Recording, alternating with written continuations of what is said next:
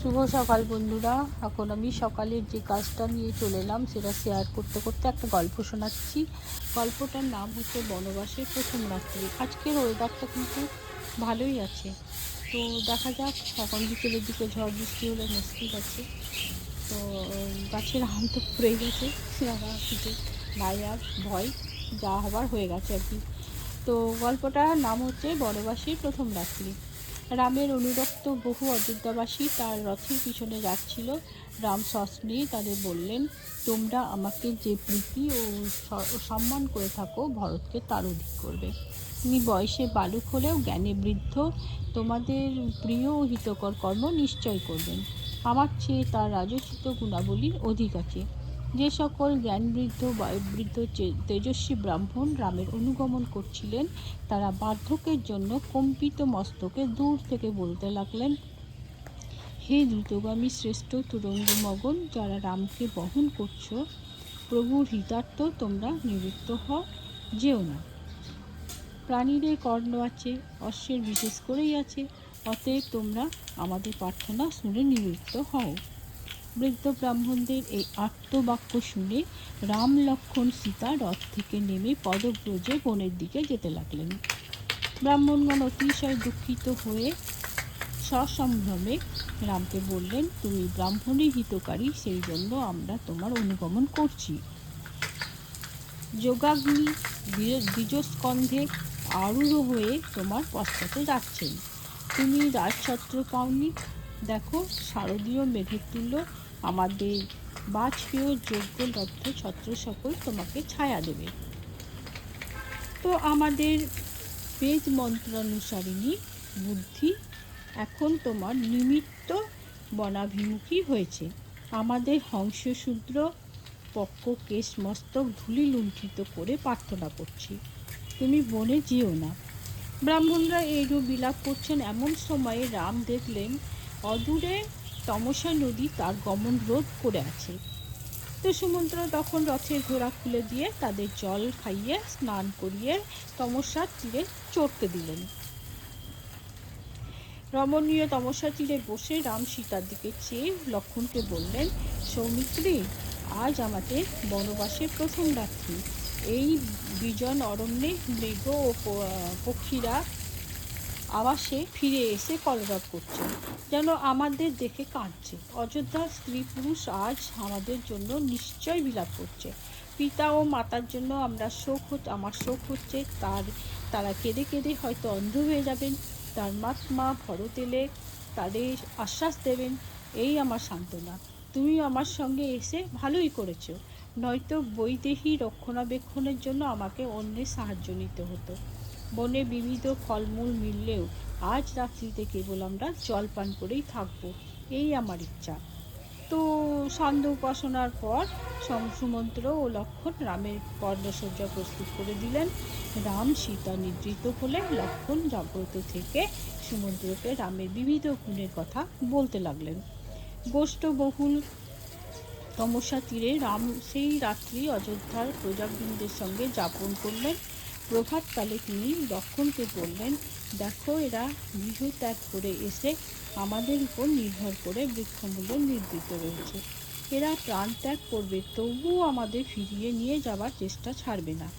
এসো, এদের নিদ্রাভঙ্গের পূর্বেই আমরা শীঘ্র রথরোহণে প্রস্থান করি। সুমন্ত্র সত্ত্বর রথ প্রস্তুত করলেন। সকালে রথারোহণে আবর্তবহুল তমসা পার হলেন। পূর্ববাসীদের বিভ্রান্ত করবার জন্য রাম সুমন্ত্রকে বললেন যে পূর্ববাসী যারা ছিল আর কি ওনার সঙ্গে, তারা তো তখন ওদেরকে বিভ্রান্ত করবার জন্য রাম সুমন্ত্রকে বললেন, আমরা পদব্রজে যাচ্ছি, তুমি রথ নিয়ে উত্তর দিকে কিছু দূর গিয়ে ফিরে এসো, যেন ওরা জানতে না পারে। সুমন্ত্র ফিরে এলে সীতা ও লক্ষ্মণের সঙ্গে রাম পুনর্বার রথে উঠলেন এবং শুভযাত্রার জন্য একবার উত্তরমুখ হয়ে তারপর বনের দিকে রথ চালনা করলেন। প্রভাতকালে নিদ্রাভঙ্গের পর পুরবাসীগণ আমাকে কোথাও দেখতে না পেয়ে শোকে অভিভূত হলো। অভিভূত হলো রামকে দেখতে না পেয়ে আর কি। তো সকাল যখন দেখলো যে পুরবাসীগণ রাম কোথাও নয়, তখন তাকে না দেখতে পেয়ে শোকে অভিভূত হয়ে গেল। তারা বলতে লাগলো, নিদ্রাকে ধিক, যার জন্য রাম যার জন্য আমরা রামকে হারিয়েছি। আমাদের জীবনে প্রয়োজন কি? এখানে প্রচুর শুষ্ক কাঠ আছে, তাতেই আমরা জ্বালিয়ে চিতা প্রবেশ করি। তো এই রূপে বহু বিলাপ করতে লাগলো। অবশেষে তারা শোকাচ্ছন্ন হয়ে অযোধ্যায় ফিরে গেল। তাদের পতিরা ভর্ৎসনা করে বলল, যারা রাঘবকে দেখতে পাবে না তাদের স্ত্রী পুত্র গৃহ বা ধরে কি প্রয়োজন? হ্যাঁ, লক্ষণই একমাত্র পুরুষ, যিনি সীতার সঙ্গে রামের অনুগমন করেছেন। রাম যে পথে যাবেন তার নদী, সরোবর, কানন, বৃক্ষ সমস্তই ধন্য হবে। আমরা পুত্রের নামে শপথ করছি, কইকেয়ী বেঁচে থাকতে এই রাজ্যে বাস করব না। ঘাতকের কাছে আমরা এখানে ভরতের কাছে বদ্ধ করেছি। এই ছিল আজকের আমার গল্প। তো আজ গল্পটা এখানেই শেষ করলাম। দিতে পারবে না। এখন ছেলের জন্য ডালপুরি আনতে চললাম। ডালপুরি খাবে আমার ছেলে, তাই ডালপুরি আনতে চললাম।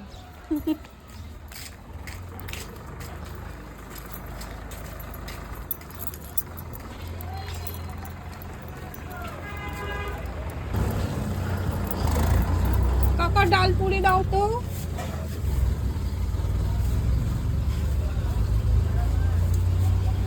কি খাচ্ছে?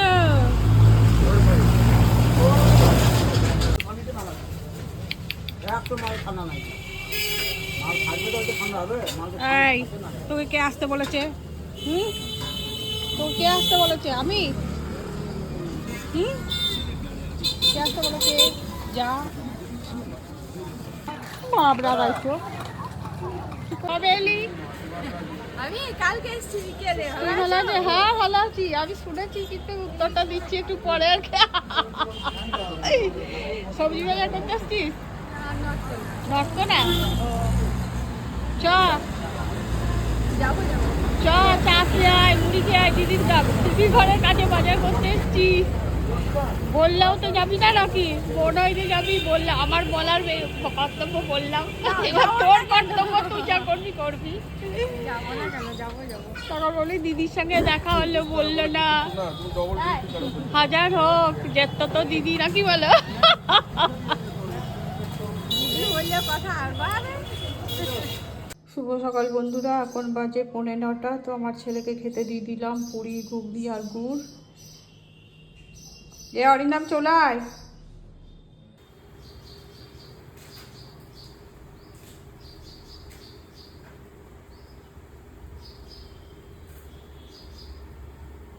পুঁইশাকগুলো ভালো করে ধুয়ে নিয়েছি, আর একবার কেটে আর একবার ধুয়ে নেবো। আর পুঁইশাক, পটল, আলু দিয়ে চচ্চড়ি হবে।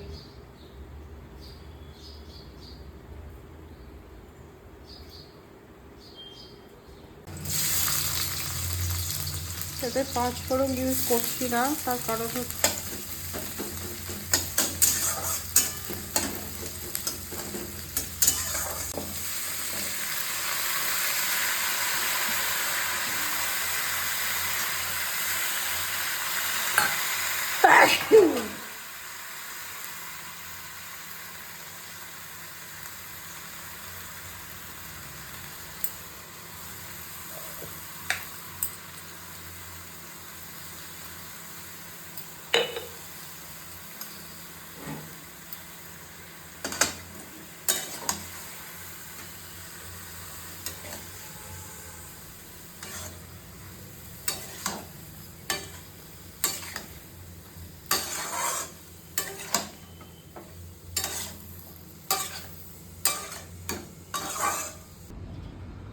কি আসছে? বিড়াল?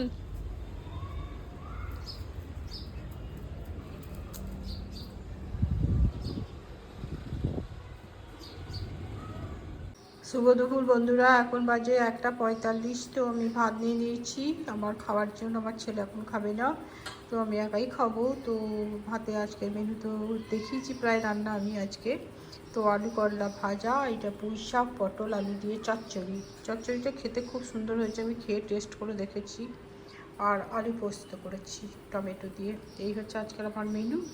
আর আমার এই যে মোটা খাচ্ছে, এবার আমি খাবো। তো সবাইকে শুভ দুপুর জানাচ্ছি।